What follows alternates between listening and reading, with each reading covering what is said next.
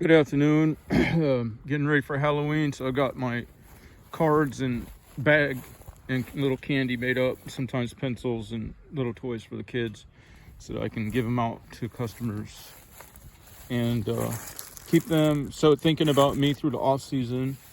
And then they got a way of contacting me. I'm on some heavy St. Augustine here. I'm at full transport, so I can't get any taller than that, and it's still having a problem with the amount, the volume of the grass here. So what I'm going to do is show you how I generally handle this, where I lay up the clippings by using using the directional discharges. It isn't going to work perfectly because I'm running the 810 blades, which are not exactly a real high lift blade, and but I am on the 26.5 tall rears and the 15 tall front tires, so that helps some. So what I'm going to do is I'm going to just put this down here, and it won't be the best camera work for sure, but I'll show you how I feather out those clippings. And of course, since I only mow this once in a blue moon, I'll probably cross it up, because once those clippings dry and stuff, it'll look really, really, really good when I cross it up. So let me get some video here.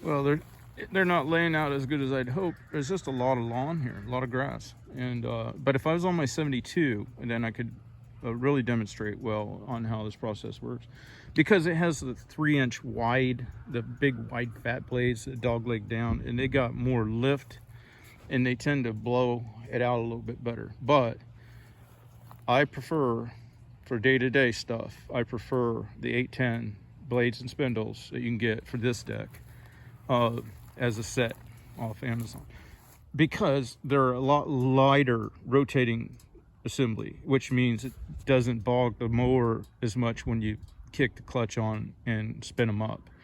And with trying to run the 27 Briggs, which is actually a great motor, I love it. I use it on all of my mowers actually.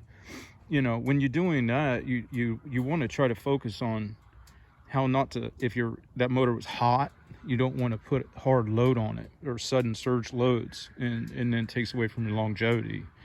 So, and then of course, when you're lighter, if you got a lighter chassis and stuff, of course you should never modify your mower, but every time you make a directional change, it doesn't scrub as much energy off the engine for those directional change if there's less mass moving